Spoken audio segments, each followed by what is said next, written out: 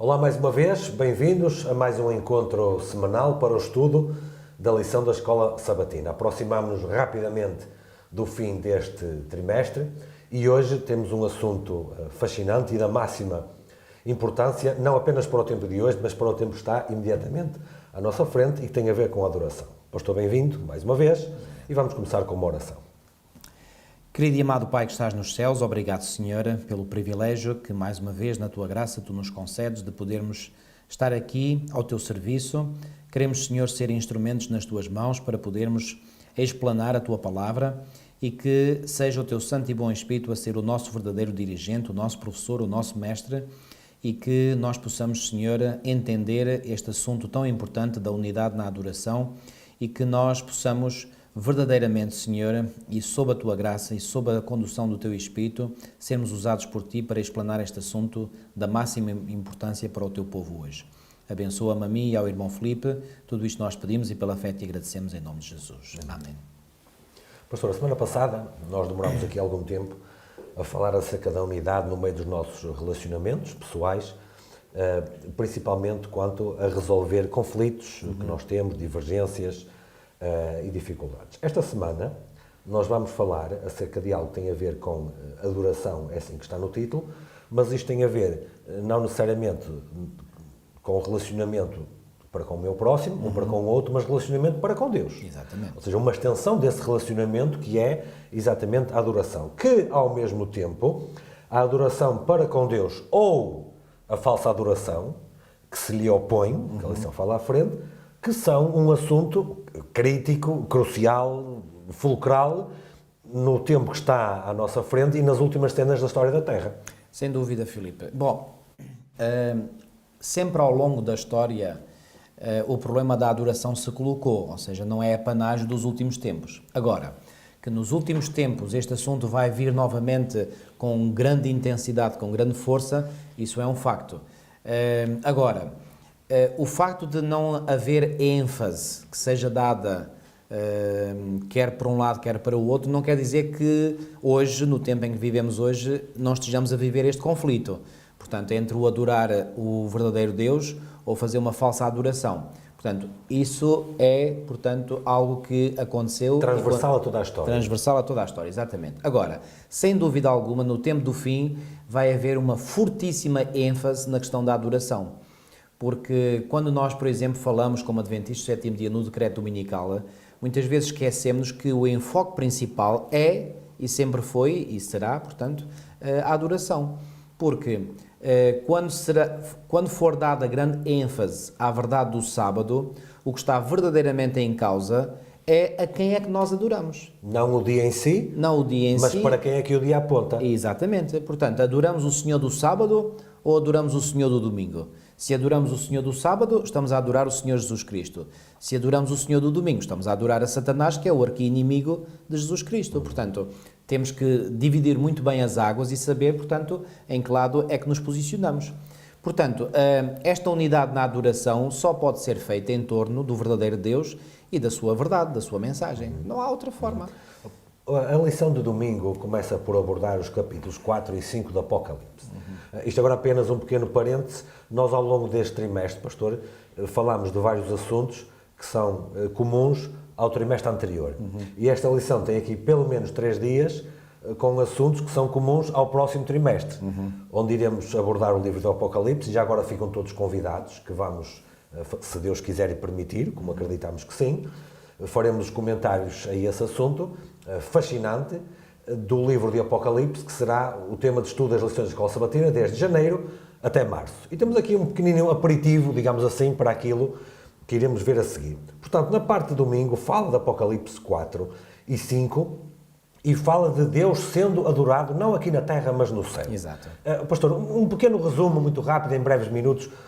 De que é que fala Apocalipse 4 e 5 sem entrar em demasiados detalhes? Ok, em poucas palavras podemos dizer que Apocalipse 4 e 5 descrevem aquilo que aconteceu no céu imediatamente após a ascensão de Cristo. Portanto, Cristo esteve nesta terra, exerceu, como todos sabemos, o seu ministério nesta terra. Depois da sua morte e ressurreição esteve ainda 40 dias entre nós. Depois ascendeu aos céus e 10 dias depois da sua ascensão deu-se o dia de Pentecostes. E esse dia de Pentecostes foi a resposta, ou melhor, foi o acontecimento que aconteceu nesta terra em resposta a algo que tinha acontecido no céu.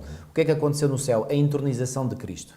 E, portanto, Apocalipse 4 e 5 falam desse momento em que Cristo é entronizado como Rei dos Reis e Senhor dos Senhores, e, portanto, todas as hostes angélicas, e eu acredito também aqueles que ressuscitaram e que subiram aos céus com o Senhor quando ele subiu, portanto, fazem parte daqueles que Apocalipse 4 e 5 descreve, portanto, como sendo aqueles que estão a prestar louvor a Deus. Já agora uma pequena nota, portanto, acredito que os 24 anciãos mencionados, portanto, aí se referem a esses que ressuscitaram quando Jesus ressuscitou e que ascenderam aos céus quando Jesus ascendeu aos céus. Portanto, Apocalipse 4 e 5 é realmente uma cena que se passa no céu, não na terra, como disseste muito bem, e que mostra a adoração que todas as criaturas de Deus, neste caso criaturas angélicas e não só, fazem a Deus. E porquê que fazem essa adoração? Por duas razões principais. A primeira, porque Ele é o Criador. E a segunda, porque Ele é o Salvador. Pastor, essa segunda parte é tremendamente importante. Porquê? Claro que é. Porque, e gostaria de falar aqui Mas um a pouco primeira não é disso. menos. Não é menos. Agora, a primeira, desde sempre, foi a razão para adorar a Deus. Claro. Porque a partir do momento em que existiu a primeira criatura consciente, com capacidade para adorar, isso já pressupõe que o Criador já está lá atrás. Agora, E repara, não havia... os seres angelicais, que portanto nunca pecaram, só podem adorar Deus como Criador. Correto. E Não podem adorar como Redentor, porque Ele não foi para eles um Redentor. E Cristo nunca foi entronizado e nunca foi honrado como Salvador, porque ainda não tinha encarnado e não tinha vindo fazer isso. Portanto, estamos a falar da primeira grande cerimónia que houve de honra, louvor e adoração ao próprio Deus, depois após o exatamente. ministério de Cristo aqui na Terra ter definitivamente se completado e Ele ter ascendido para lá. Tem toda a lógica. Se ter consumado o plano da salvação. Quando Jesus morre na cruz, quais são as últimas palavras que Ele diz? Está consumado. Convém aqui esclarecer que Jesus... Aliás, não são as últimas palavras, mas das últimas palavras. As últimas palavras mesmo é Pai, nas tuas mãos entrego o meu Pastor, espírito. há uma dúvida que eu gostaria de perguntar, e alguém se calhar está a perguntar isto, que é o seguinte. Bom, mas essa entronização aconteceu quando Jesus ascendeu aos céus à vista dos discípulos, ou aconteceu no domingo de manhã, quando ele subiu ao céu para junto do Pai, saber se o sacrifício tinha sido aceito, como ele diz a Maria Madalena, não me toques que ainda não subi a meu Pai, quer dizer que ele foi lá nesse dia e naturalmente que regressou, para depois o termos visto aqui. E depois ele vai definitivamente na ascensão que os discípulos testemunharam. E às vezes há alguma dúvida, qual desses momentos é que corresponde a esta entronização que estamos aqui a falar? Bom, como eu disse e volto a dizer, portanto, esta entronização de que Apocalipse 4 e 5 falam, refere-se a 10 dias após a ascensão. A ascensão que foi vista pelos discípulos. Portanto, não foi logo após a ascensão, quer dizer, logo, imediatamente, mas 10 dias depois. Portanto, a entronização de Cristo no céu corresponde com a entronização do Espírito Santo nesta terra. Aliás, todos os acontecimentos que têm lugar nesta terra estão em conexão com os acontecimentos que têm lugar no céu. Porquê que houve um movimento adventista que culminou em 1844? Porque algo no céu, muito importante, estava para se iniciar. O que é que estava para se iniciar no céu muito importante? O início do juízo investigativo, mencionado em Daniel 7, 9 a 13. Portanto, os acontecimentos nesta terra estão em sujeição aos acontecimentos no céu e não o contrário. Portanto, o céu é que dita o que acontece nesta terra e não o contrário. Portanto, porque Jesus foi entronizado no céu, ele pôde, correspondentemente, por assim dizer, entronizar o Espírito Santo nesta terra e o Espírito Santo passou a ficar nesta terra como representante de Cristo que está no céu a ministrar no santuário celestial.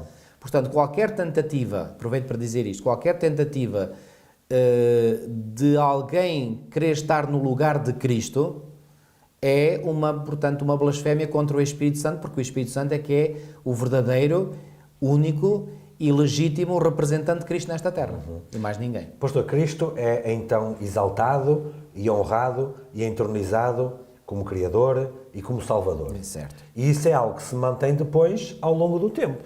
Ou seja, os crentes, quando se reúnem na Igreja Primitiva, ao longo dos séculos, até ao dia de hoje, continua a ser essa a mesma razão para eles se reunirem na Igreja quando vão em adoração diante de Deus, para adorá-lo como Criador e para adorá-lo como Redentor. Exatamente. É algo que também não mudou até aos dias de hoje. Não, nem pode mudar. Eu gostava de ler aqui uns versículos do capítulo 5 do Apocalipse e vou ler a partir do versículo, portanto, do início, versículo 1, e diz assim: Vi na mão direita daquele que estava sentado no trono um livro escrito por dentro e por fora e todo selado com 7 selos. Vi também um anjo forte que proclamava em grande voz: Quem é digno de abrir o livro e de lhe desatar os selos? Ora, nem no céu, nem sobre a terra, nem debaixo da terra, ninguém podia abrir o livro, nem mesmo olhar para ele. Eu chorava muito. E aqui este eu, que diz que chorava muito, é João. O redator. Portanto, é o redator, portanto, que estava a contemplar a visão que o Senhor lhe fez chegar à sua mente quando ele estava exilado na ilha de Patmos, no mar Egeu.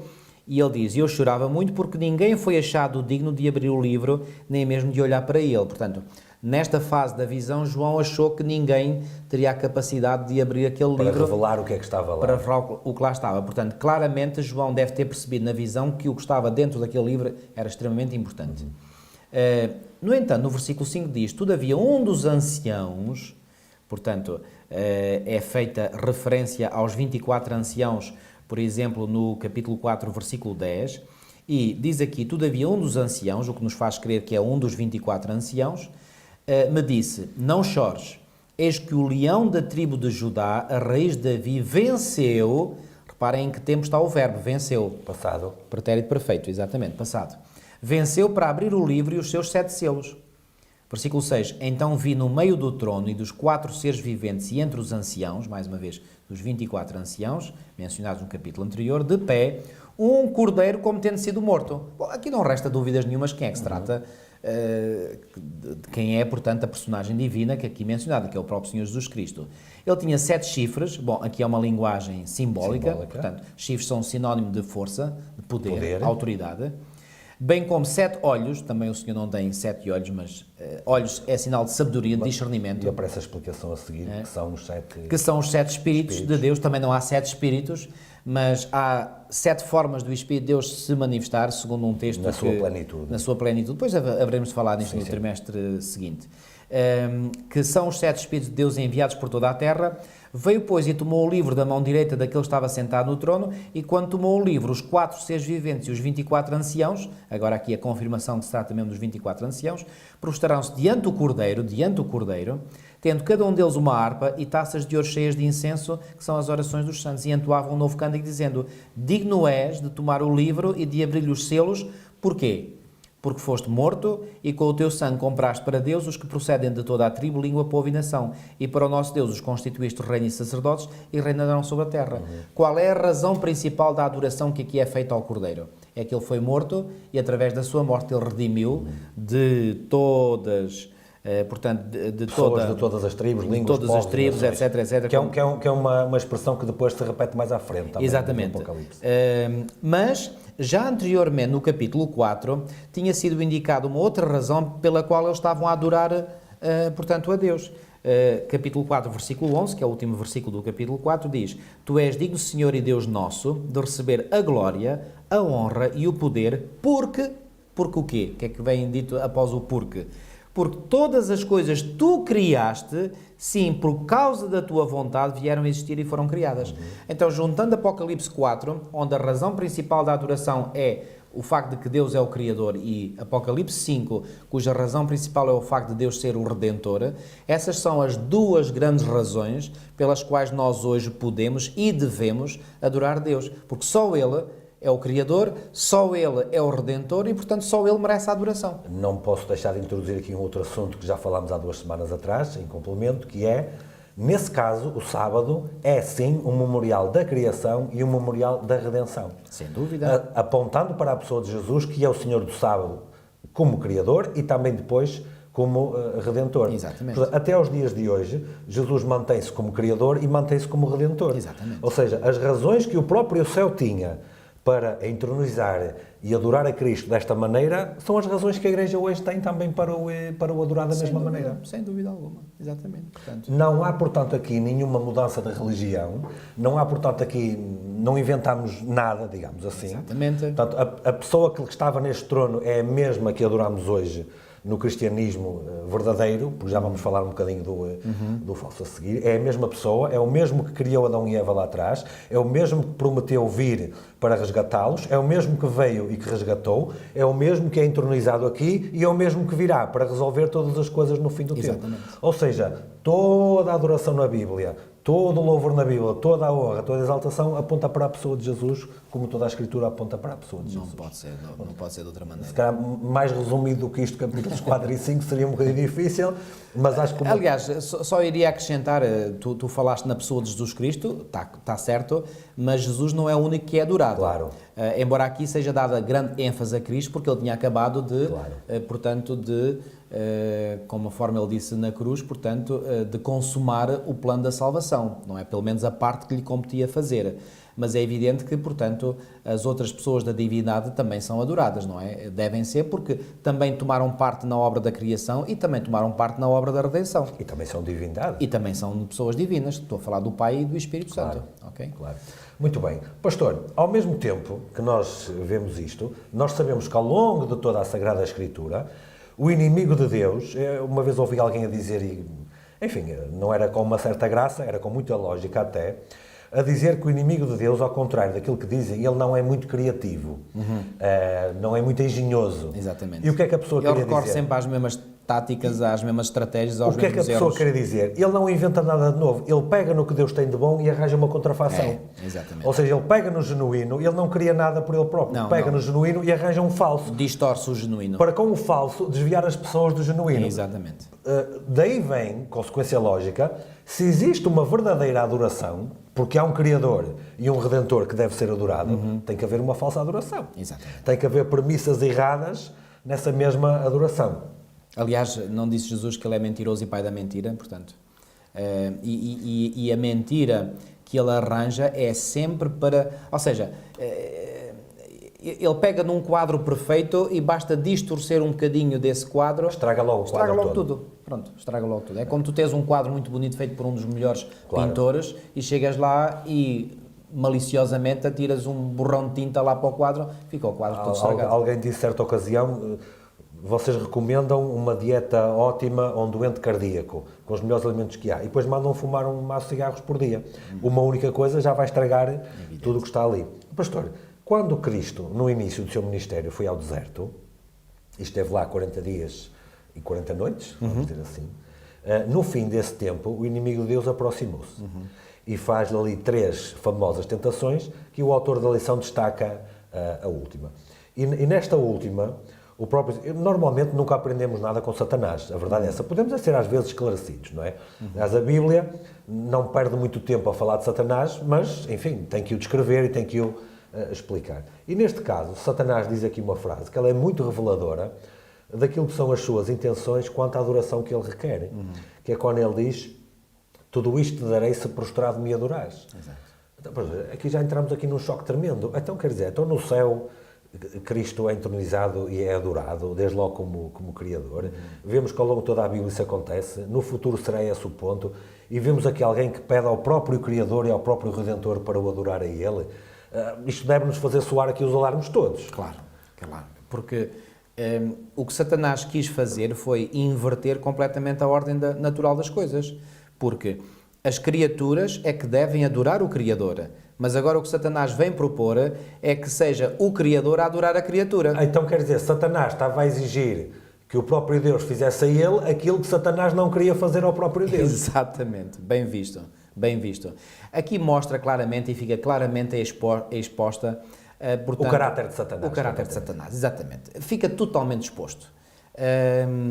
Ele, claro, na sua arte de engano, ele procura esconder esta realidade, portanto, da nossa mente. Mas quando nós conhecemos a palavra de Deus, a estudamos, começamos a aperceber-nos, nós chegamos à conclusão que Satanás tem sido um ser extraordinariamente maligno. E, portanto, com intenções de querer ocupar, como foi o sentimento que animou o coração dele logo no início da sua revolta contra Deus, ele quer estar na posição em que é adorado pelos outros seres criados, como Deus é adorado. Quer dizer, isto é de uma perversidade que não há descrição possível para isto. Porque, embora sendo Lúcifer, no seu estado exaltado, Certamente que nós não podemos descrever completamente, que não temos revelação, podemos descrever parcialmente. Sendo uma criatura estrondosa e brilhante, não deixava de ser uma criatura. Não deixava de ser uma criatura, porque a Bíblia diz que ele foi criado. Não era divino. Em Ezequiel, no capítulo... uma característica da divindade é que, portanto, as pessoas divinas são eternas. Por exemplo, quando se tenta pôr, ou quando se tenta dizer que Cristo teve um início porque foi gerado pelo Pai, destrói-se a divindade de Cristo. Porque uma das características da divindade é que é eterno. Ou seja, Cristo passa a ser criatura, nesse Passa caso. a ser criatura porque teve um início. Temos um problema grave aí. Gravíssimo. Então foi uma criatura que morreu por mim para me salvar, é isso? E já agora aproveito para dizer que não foi há muito tempo que eu descobri que no dogma católico, portanto, Cristo é gerado pelo Pai. Portanto, se é gerado, teve um início. Se teve um início, então é criatura, não então, é? Se é criatura, alguém poderá sobrepor-se a ele. É outra conclusão. Exatamente. Daí vem Satanás aqui dizer que quer ser adorado por ele. Exatamente. E aproveito para dizer isto porque existe um falso conceito entre aqueles que põem em causa a doutrina bíblica da Trindade, porque acusam muitas vezes a Igreja de seguir...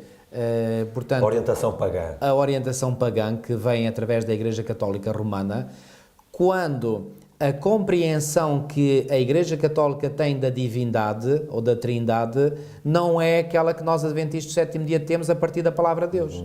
Porque eles negam, não dizem isto abertamente, mas está lá, quem ler bem, por exemplo, o famoso, credo de Niceia-Constantinopla, por exemplo, na versão da Conferência Episcopal Portuguesa, e tive acesso a isso através da internet, portanto, diz lá claramente, na versão do credo apostólico, também assim chamado credo apostólico, que Cristo foi gerado pelo Pai. Volto a dizer, se Cristo foi gerado pelo Pai, ou seja, se veio à existência por ter sido gerado pelo Pai, então ele teve um início. Se teve um início, então não é eterno. Porque para ser eterno não teve começo nem terá fim. Isto é que é a noção de eternidade. Aliás, quando Paulo fala de Jesus Cristo em 1 Timóteo 1, já agora... Enquanto procura, pastor, Sim. Tudo isso são conceitos, doutrinas, estratégias de Satanás para retirar Cristo do lugar Exatamente. que ele legitimamente lhe pertence. Exatamente. E para quê? Porque era uma pergunta que eu vou fazer a seguir. Queres colocar lá? Quando Cristo não é adorado, quem é que é adorado? Ora, nem mais, exatamente. Por exemplo, quando aqui em 1 Timóteo, no capítulo 1, Paulo se refere a Jesus Cristo, diz aqui, no versículo 12, sou grato para com aquele que me fortaleceu, Cristo Jesus Nosso Senhor.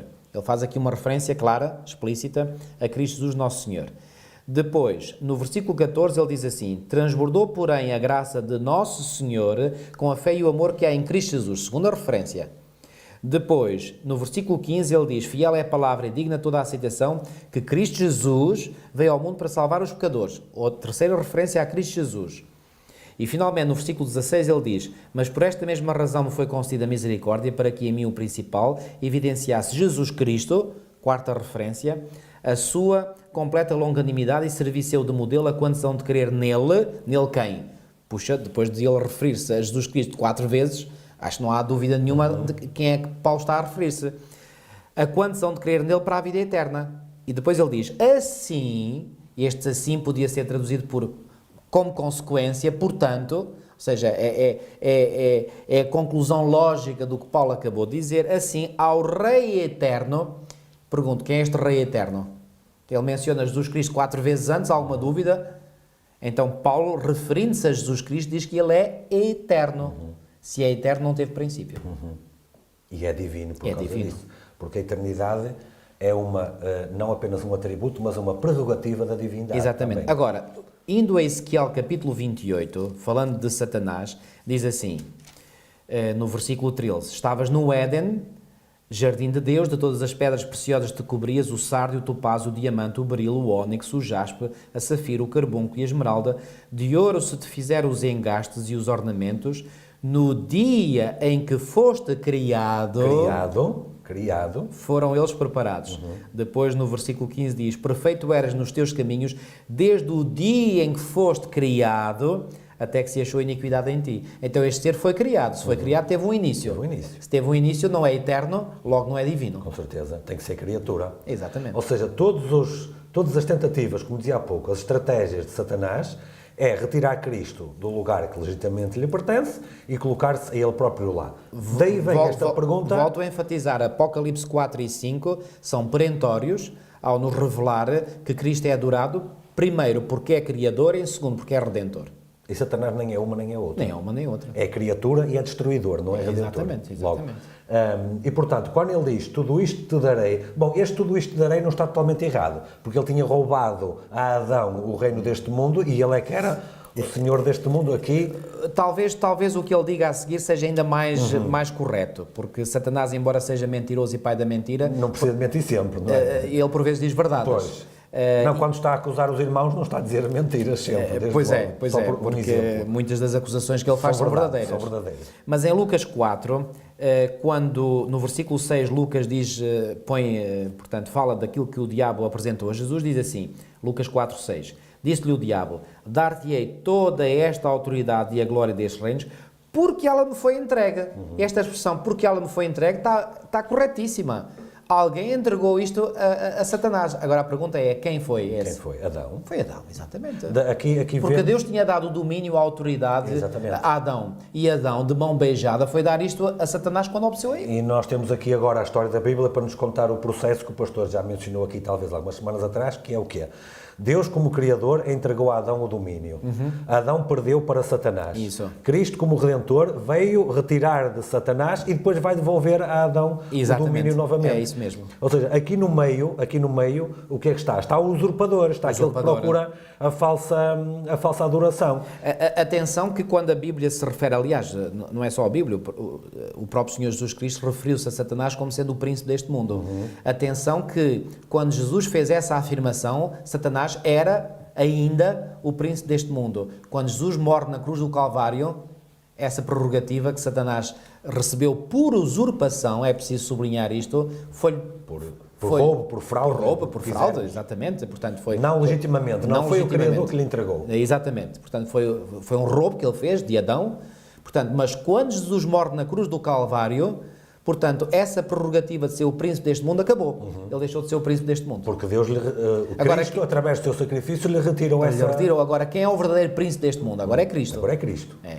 Mas, até à morte de Jesus na cruz, não era Cristo, era Satanás. Era Satanás. E finalmente Cristo então vai depois... Aliás, é por essa razão que em Apocalipse 12, no versículo 10, diz assim, então ouvi grande voz do céu proclamando, agora quando? Agora veio a salvação, o poder, o reino do nosso Deus e a autoridade do seu Cristo, pois foi expulso o acusador de nossos irmãos, o mesmo que os acusa dia e noite diante do nosso Deus. Eu pergunto, quando é que veio a salvação, o poder, o reino do nosso Deus e a autoridade do seu Cristo? Quando ele morreu na cruz do Calvário e pôde dizer legitimamente, está consumado. Está consumado o quê? O plano da redenção. Então, nesse momento, o Senhor, desta forma legitimamente, retirou de Satanás o título de príncipe deste mundo, que era originalmente de Adão. Pastor, Satanás, conforme nós já dissemos, quer ocupar o lugar de Cristo. E para isso ele não se poupa esforços para eliminar a pessoa de Cristo, como é evidente. E uma ocasião, eu assisti, fui visitar uma exposição de arte sacra católica, portanto, religiosa cristã em termos genéricos, que estava no Porto, e, portanto, tinha toda uma série de imagens de escultura, como é evidente, ao longo da história. Ou pinturas. Pinturas também. E houve um pormenor que chamou a minha atenção, que era o quê? Havia imensas, dezenas e dezenas de imagens de Cristo. E havia algumas imagens dos apóstolos e de Maria, do que no fundo está em consistência com aquilo que é a iconografia católica ou romana. Mas houve algo que me chamou a atenção, é que eu comecei a reparar, nas diferentes salas, todas as imagens de Cristo, exceto uma, e explico já essa, todas, exceto uma, ele estava morto. E naquela que não estava morto, estava em sofrimento, com a cruz às costas, quase a ceder. Nas outras todas estava morto. Os apóstolos e Maria estavam todos vivos e de boa saúde, digamos assim, a olhar para lá. E eu fiquei a pensar naquilo, e a senhora que estava a fazer a exposição até veio-me fazer uma outra observação, na sua simpatia, para mostrar a exposição, e eu até disse à senhora que não era necessário, eu agradeci, que eu estava incomodado com aquilo.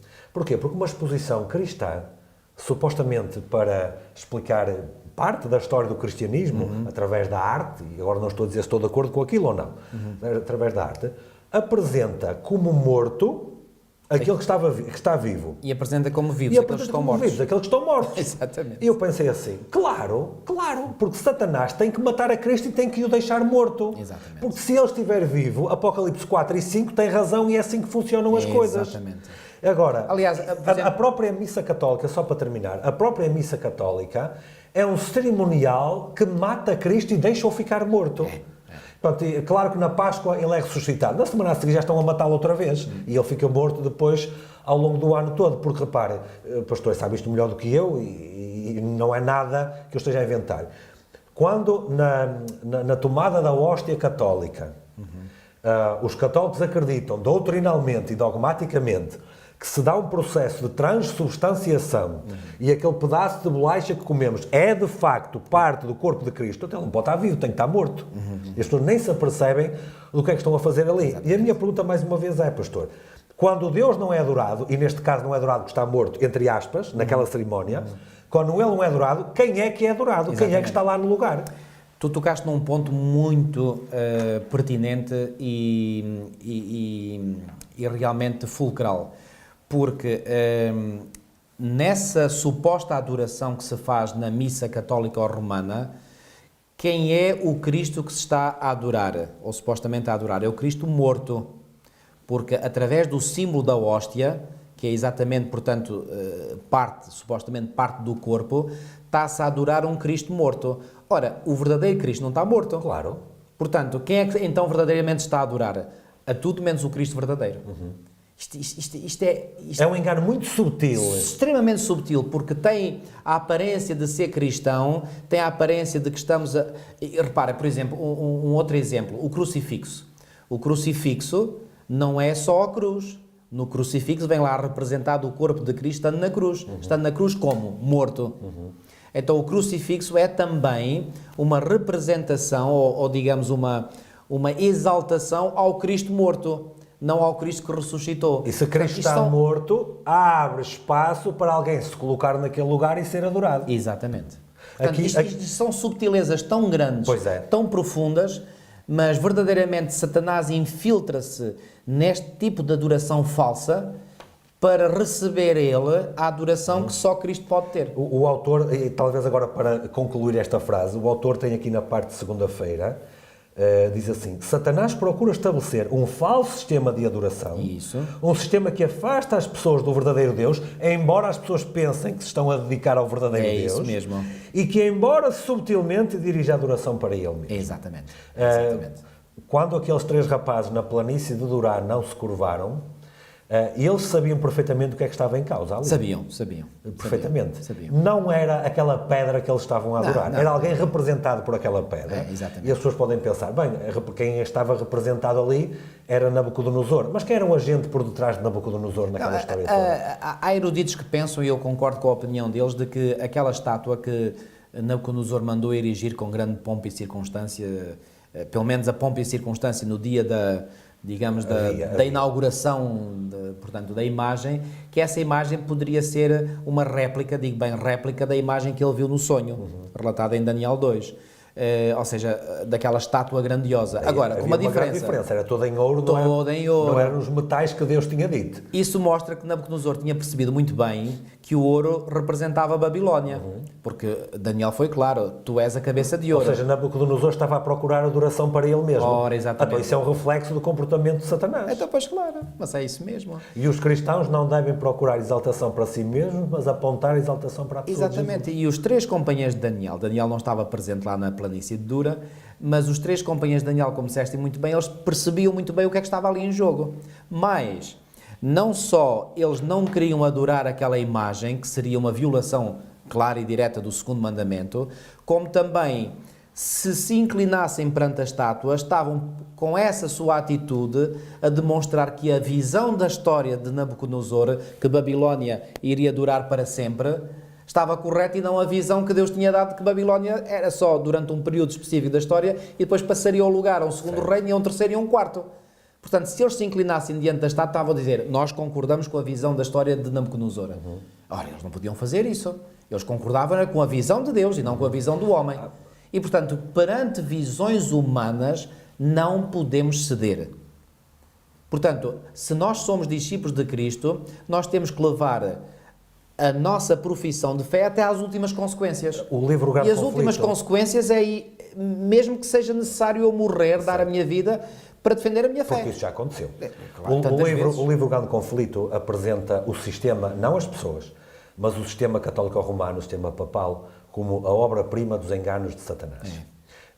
E algo que não... Tive uma vez um professor de teologia que me chamou a atenção para isso, até foi numa conversa privada, e ele disse, sabe que Ellen White se refere ao sistema católico-romano como a obra-prima dos enganos de Satanás? Eu disse, não sabia. Então, procuro no Grande Conflito. Eu fui procurar e achei. Portanto, realmente, ela também usa a mesma expressão para o Espiritismo. Sim. O que, pondo as duas declarações em conjunto, mostra-se que catolicismo romano e espiritismo é a mesma coisa. Porque a doutrina católica ou romana admite aquilo que nós conhecemos como as manifestações espíritas, quando, desde logo, acredita na imortalidade da alma. Exatamente. Agora, o que eu ia dizer era o seguinte, pastor, o sistema católico ou romano, quando olha para os 10 mandamentos, ele respeita os últimos 6. Sim, sim. Que é a Constituição que rege o relacionamento de uns para com os outros. É isso. Mas quanto aos 4 primeiros, ele não respeita nenhum. Não. Porquê? Para retirar Deus de cena, para retirar Cristo de Exatamente. cena. Ora, quem é que quis tirar Cristo de cena? Quem é que quis retirar Cristo de cena? Mas é impossível nós respeitarmos as regras mostradas nos 6 últimos mandamentos para com o nosso próximo se não colocarmos as 4 primeiras em prática. Portanto, no fundo, o que é que a Igreja Católica propõe? Que se respeite os 6 últimos mandamentos sem, contudo, se respeitar os 4. Bom, isto viola aquele princípio enunciado claramente por Tiago, que se eu guardar toda a lei e tropeçar num só ponto, torno-me culpado de todos. Mas mais, quando eu não observo os 4 primeiros mandamentos, eu não posso estar bem com Deus, eu não posso estar a relacionar-me bem com Deus. Logo, ao não me relacionar bem com Deus, o que é que acontece? Acontece que eu não posso receber de Deus a bênção que só Ele me pode dar. Então como é que eu posso observar os 6 últimos mandamentos? Claro. Não posso. Então o que é que eu faço para fazer, para observar os 6 últimos mandamentos? É as minhas próprias obras. E estou a tentar salvar-me pelas minhas próprias obras, o que é outra violação de um princípio bíblico fundamental. E se eu, por algum motivo, não respeito os 4 primeiros mandamentos, automaticamente afasto Deus de cena e retiro o autor do padrão moral para todo o meu restante comportamento. Exatamente. Se eu retiro o autor do padrão moral para todo o meu restante comportamento, quem é que define esse padrão moral? Eu, que faço o que quero. Exato. Tal e qual como Satanás no princípio, cujo objetivo era fazer cumprir as suas intenções e não cumprir com a vontade de Deus. É verdade que há ideologias, nomeadamente as ideologias ateístas e seculares, que essas, então, é que apagam por completo todo e qualquer mandamento da lei de Deus e querem pôr a sua própria, entre aspas, moralidade, a sua própria, entre aspas, ética, a sua própria, entre aspas, deontologia. Os católicos ainda defendem os 6 últimos mandamentos, como disseste, mas, a partir do momento em que está a ferida de morte, portanto, a minha capacidade e a minha motivação para observar esses mandamentos, então isso torna-se um castelo que se desmorona facilmente. Exatamente. Portanto, é uma farsa, porque eu estou a querer cumprir os 6 últimos mandamentos da minha própria força, porque eu não posso receber a força de Deus porque não estou, portanto, a segui-lo nesses primeiros mandamentos. Agora, faço aqui um outro comentário. Há muitas pessoas que sinceramente vivem de acordo com o conhecimento que têm. Já aqui enfatizámos isso em lições anteriores e volto a enfatizar para dizer o quê? Conforme nos diz Atos 17:30, Deus não toma em consideração os tempos da ignorância. E, portanto, há muitas pessoas que guardam alguns princípios da lei de Deus conscienciosamente, mas atenção, eles fazem-no porque o Espírito Santo as assiste. E alguns perguntarão, então como é que o Espírito Santo pode assistir a essas pessoas se eles não estão a cumprir outros? Porque eles estão na ignorância. E como Deus não tem em conta o tempo da ignorância, Deus assiste essas pessoas com o seu Espírito Santo. Agora, quando essas pessoas chegarem ao conhecimento de que, afinal, os outros mandamentos também são válidos e, por decisão pessoal, consciente, não quiserem aceitar, aí estão, digamos, a entrar num caminho que os levará ao pecado contra o Espírito Santo e à morte eterna. Com certeza. Ou seja, há muita gente que, sem saber, pode estar a praticar e a praticar uma falsa adoração e adorar um falso Mas Deus. sem saber. Mas sem saber. E no espírito do que eu acabei de dizer, é que Ellen White nos diz que nos dias de hoje ainda ninguém recebeu a marca da besta. Claro. Porquê? Porque muitos estão na ignorância ainda. Agora, quando se der o alto clamor, que vai acontecer, quando este Evangelho do Reino, este Evangelho eterno for pregado para servir de testemunha a todas as nações, toda a tribo, língua, povo, como diz Apocalipse 14:6, e aí todos tomarem conhecimento de que o mandamento do sábado e o segundo mandamento são igualmente para observar e rejeitarem, aí sim, os que rejeitarem, receberão a marca da besta. O pastor mencionou Mas até lá não. Até lá não. O pastor mencionou Apocalipse 14:6 e podemos introduzir agora aqui aquilo que o autor coloca na parte terça-feira, que é a mensagem do primeiro anjo. Exato.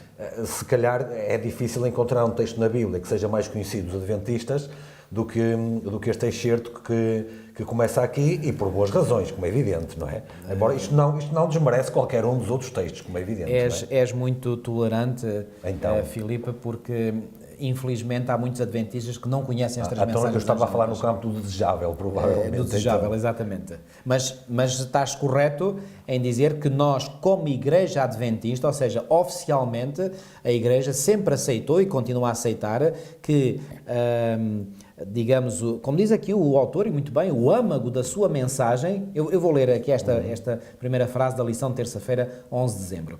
Os adventistas do sétimo dia veem as mensagens dos três anjos de Apocalipse 14:6-12 como descrevendo a sua missão e o âmago da sua mensagem imediatamente antes da segunda vinda de Cristo. E depois faz referência muito bem a Apocalipse 14:14-20, onde é feita referência a uma ceifa e a uma vindima. A ceifa é a recolha do grão, portanto, do bom trigo para o celeiro celestial, ou seja, para o reino de Deus, e a vindima significa, portanto, o esmagamento para o lagar de destruição dos ímpios. Certo. Ok?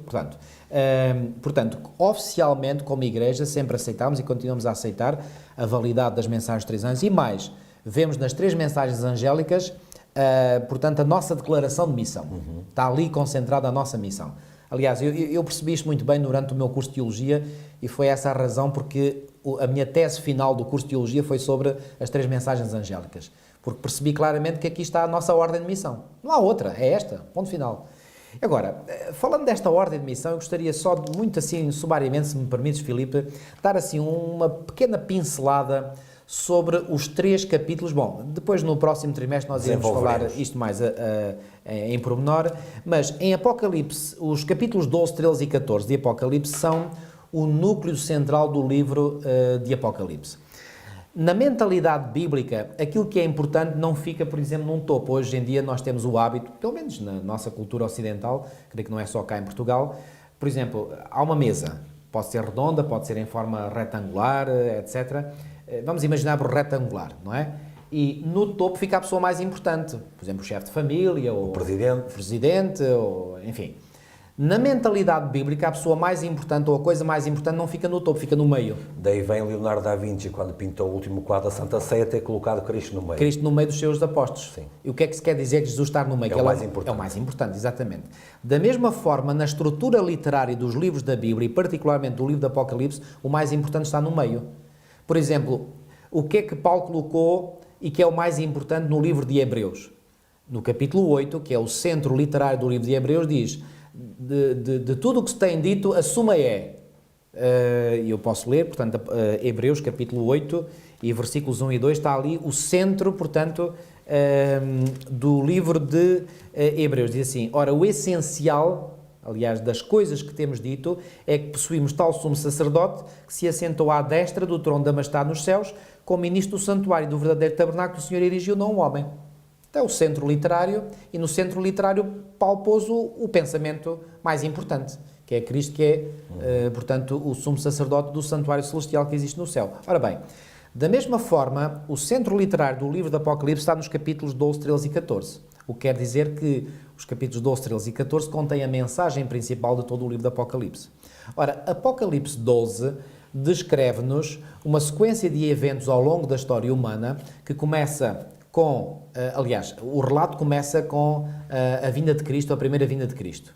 Mas depois, nos versículos 7 a 9, fala-nos da revolta de Lúcifer no céu. Então, pondo os acontecimentos na sua ordem cronológica, temos desde a revolta de Lúcifer no céu até ao epílogo desse mesmo conflito aqui na Terra.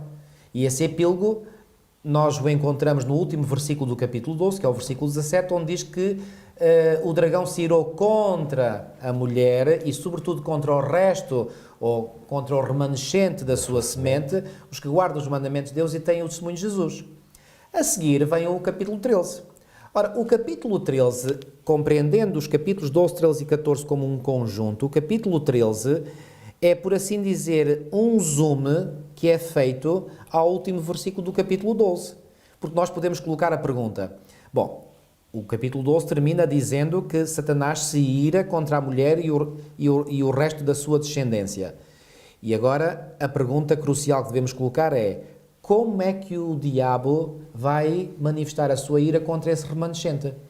A resposta vem no capítulo 13. Ou seja, as duas bestas mencionadas em Apocalipse 13, a besta que sobe do mar primeiro e a besta que sobe da terra em segundo lugar, são os elementos que estarão sob o controle do diabo para fazer guerra contra o remanescente. E se nós terminássemos a leitura desta parte central do livro Apocalipse no capítulo 13, tínhamos motivos para ficar desencorajados ou entrar em depressão. Parece que essa besta que sobe do mar prevalece. A besta que sobe do mar em coligação com a besta que sobe da terra, porque a besta que sobe da terra vai coligar-se com a primeira. Portanto, são instrumentos nas mãos de Satanás para fazer guerra ao povo de Deus. Ok? Então, podíamos pensar, bom, o povo de Deus não tem hipótese nenhuma, porque isto é um ataque à escala global, à escala mundial. Quando nós lemos esta parte central do livro do Apocalipse, tínhamos motivos para ficarmos preocupados, ficarmos deprimidos e não termos confiança, porque, repara, o diabo serve-se de duas bestas com um poder mundial à escala global e, portanto, são essas bestas que ele utiliza para lutar contra o povo de Deus. E a pergunta que se poderia fazer é: será que o povo de Deus consegue subsistir? Pois bem, a resposta é sim.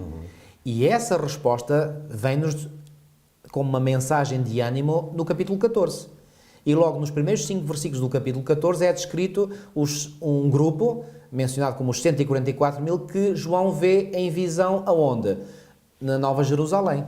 Ok? Agora, logo a seguir à descrição dos 144 mil é que vêm as mensagens dos 3 anjos.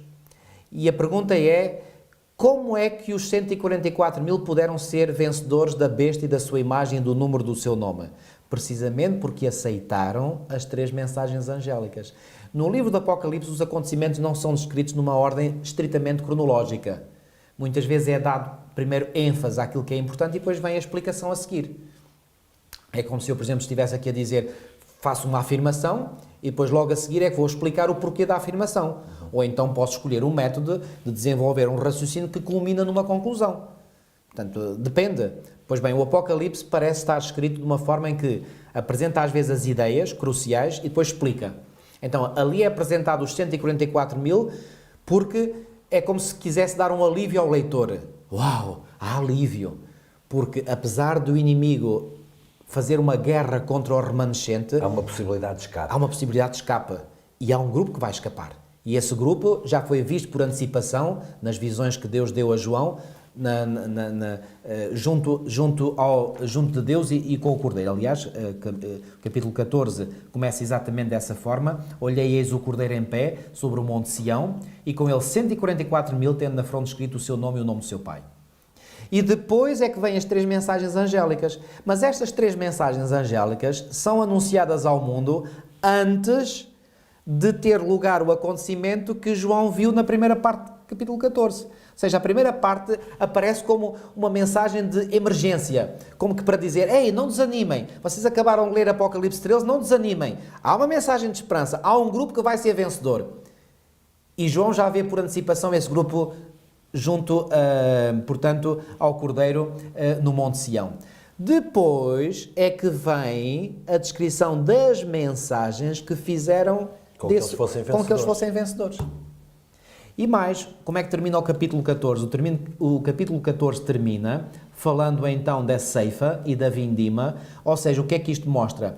Que quando as 3 mensagens angélicas são pregadas ao mundo, essas mensagens e só estas mensagens vão amadurecer a seara e a vindima da terra.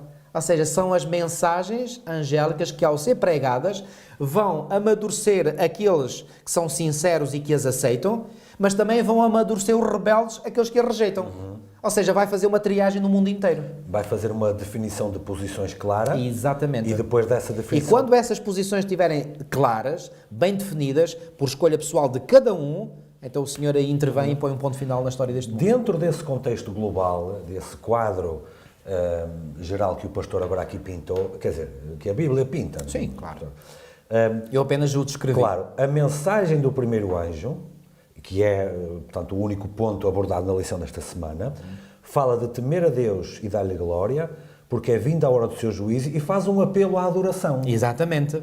Exatamente. Portanto, eu concluo, da explicação que o pastor fez disto que está aqui, que a resposta à pregação destas mensagens, em particular a esta primeira, é uma decisão a quem, como é que vamos adorar. Exatamente. E essa resposta, essa decisão, essa escolha a quem é que vamos adorar é que vai determinar se eu depois sou ceifado para o celeiro celestial ou se sou esmagado no lagar da ira divina. Onde Satanás depois partilhará lá tudo o resto que está ali. E estes textos apresentam a mensagem de uma forma simbólica. Por exemplo, no versículo 18 de Apocalipse 14 diz: saiu ainda do altar outro anjo, aquele que tem autoridade sobre o fogo, e falou em grande voz ao que tinha a foice afiada, dizendo: toma a tua foice afiada e ajunta aos cachos da videira da terra, porquanto as suas uvas estão amadurecidas. E é interessante que antes, no versículo 15, também diz: toma a tua foice e ceifa, pois chegou a hora de ceifar, visto que a seara da terra já amadureceu. A seara da terra já amadureceu. E mais à frente diz: as suas uvas estão amadurecidas. Está tudo maduro. Os justos estão maduros e os ímpios estão maduros. Só que, claro, para destinos diferentes. Claro. Ok? E depois diz: então o anjo passou a sua foice na terra e vindimou a videira da terra e lançou-a no grande lagar da cólera de Deus. Este lagar aqui é o lago de fogo e enxofre, descrito mais à frente no livro do Apocalipse, onde serão destruídos, portanto, todos os ímpios, todos aqueles que rejeitaram as mensagens de Deus. Pastor, ao longo... E que rejeitaram porque caíram no perigo da falsa adoração. Exatamente, isso mesmo. Ao longo de toda a Bíblia, aliás, até, eu devo dizer assim, ao longo de toda a história do mundo, até um pouco antes, Deus tem sido muito insultado. Deus tem sido ofendido. E tem, com a sua misericórdia e a sua paciência, suportado não apenas a humanidade, mas todos os rebeldes contra ele. Estamos a falar aqui, este contexto que estamos a falar aqui, é a última oportunidade. Portanto, a partir daqui, ninguém pode dizer, depois eu penso no assunto.